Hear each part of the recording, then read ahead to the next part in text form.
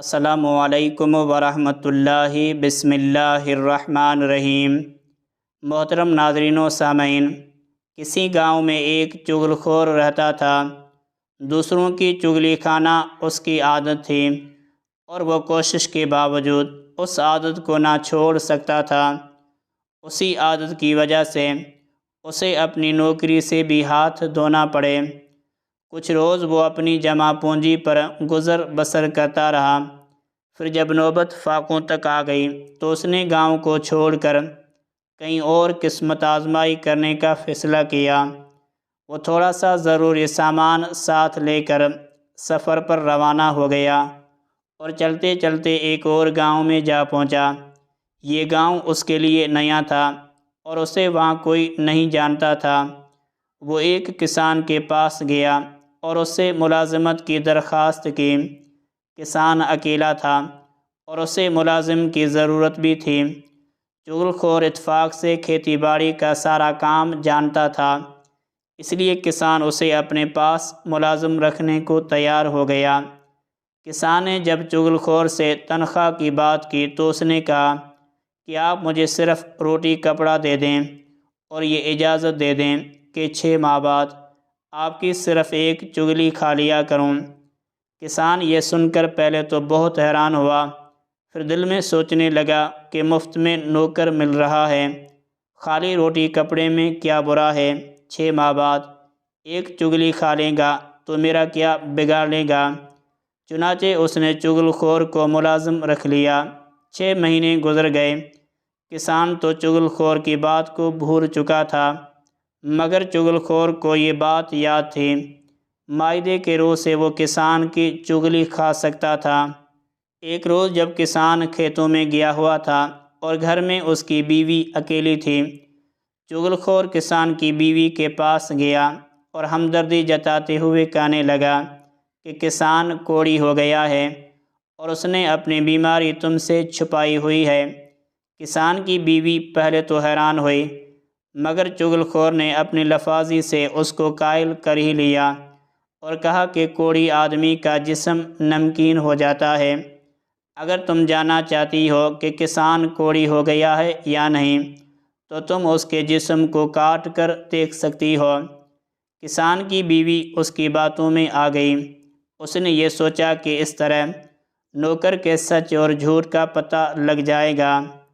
وہ بولی کہ کل جب میں کسان کا کھانا لے کر کھیتوں میں جاؤں گی تو حقیقت کا پتہ لگاؤں گی۔ چغل خور نے اب کھیتوں کا رخ کیا۔ فصل پک جانے کی وجہ سے کسان 2 روز سے گھر نہیں گیا تھا۔ چغل خور کسان کے پاس پہنچا اور اسے بڑی رازداری کے ساتھ کہنے لگا کہ تم یہاں کھیتوں میں کام کر رہے ہو اور ادھر تمہاری بیوی پاگل ہو گئی ہے اور پاگل پن میں آدمیوں کو کاٹنے دوڑتی ہے۔ کسان سوچ میں پڑ گیا۔ چغل خور نے کہا کہ اگر تمہیں میری بات کا یقین نہیں آ رہا تو کل جب وہ کھانا لے کر آئیں گی تو اس وقت دیکھ لینا۔ کسان کو اپنی بات پر قائل کر کے چغل خور کسان کے سالوں کے پاس گیا اور ان سے کہنے لگا کہ تمہارا بہنوئی تمہاری بہن کو مار مار کر ادموا کر دیتا ہے اور تم ہو کہ اپنی بہن کی خبر تک نہیں رکھتے۔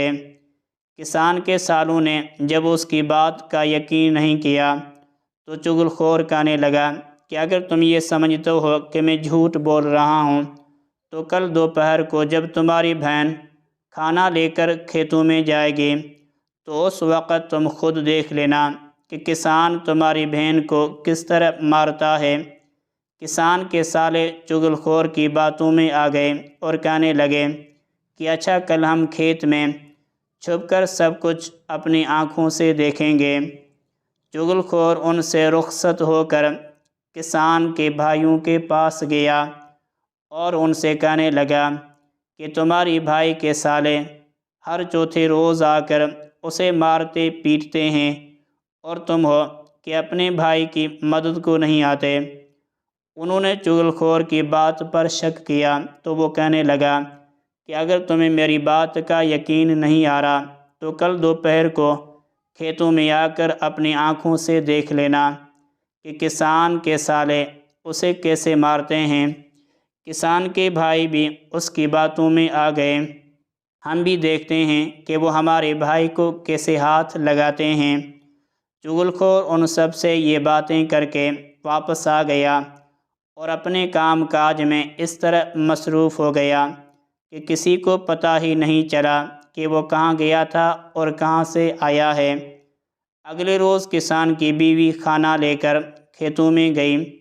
کسان اس کے قریب ہونے سے ڈر رہا تھا اور وہ کسان کے قریب ہونے کی کوشش کر رہی تھی تاکہ اس کے جسم کو کاٹ کر دیکھ سکیں کہ نمکین ہے یا نہیں۔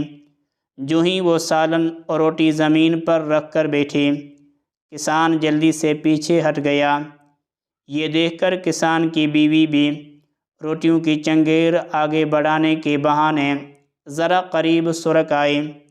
پھر جیسے ہی کسان نے روٹی کا لقمہ توڑنے کے لیے ہاتھ آگے بڑھایا، اس نے جھپٹ کر کسان کی کلائی پکڑ لی اور اسے کاٹنے کے لیے منہ آگے بڑھایا۔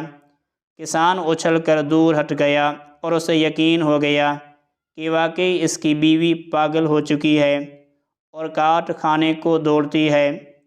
ادھر اس کی بیوی نے یہ دیکھا کہ کسان اسے دور بھاگ رہا ہے تو اسے یقین آ گیا کہ کسان واقعی کوڑی ہو گیا ہے اور نوکر کی بات ٹھیک تھی۔ اس نے ایک بار پھر آگے بڑھ کر کسان کی کلائی پکڑنے کی کوشش کی تو کسان نے ایک دم جوتا اتارا اور وہیں بیوی کو مارنا شروع کر دیا۔ قریبی کھیت میں چھپے ہوئے کسان کے سالے باہر نکل آئے۔ انہیں نوکر کی بات کا یقین آ گیا کیونکہ ان کی نظر کے سامنے کسان ان کی بہن کو پیٹ رہا تھا۔ وہ للکارتے ہوئے آگے بڑھے اور کسان پر ٹوٹ پڑے۔ اس پر دوسرے کھیت میں چھپے ہوئے کسان کے بھائیوں کو بھی نوکر کی بات کا یقین آ گیا۔ انہوں نے کھیت سے نکل کر کسان کے سالوں کو للکارا۔ اس کے بعد وہ سب ایک دوسرے پر پل پڑے اور سب خون میں نہا گئے۔ آخر کار ارد گرد کے کھیتوں میں کام کرنے والے لوگوں نے آ کر بیچ بچاؤ کرایا اور انہیں ایک دوسرے سے الگ کیا۔ جب ان سے پوچھا گیا کہ تم سب اس طرح کیوں لڑ رہے تھے تو سب نے اپنی اپنی بات بتائی، جس پر یہ معلوم ہوا کہ ساری کارستانی چغل خور کی ہے۔ وہ سارے مل کر چغل خور کی تلاش میں نکلے، لیکن چغل خور گاؤں چھوڑ کر جا چکا تھا۔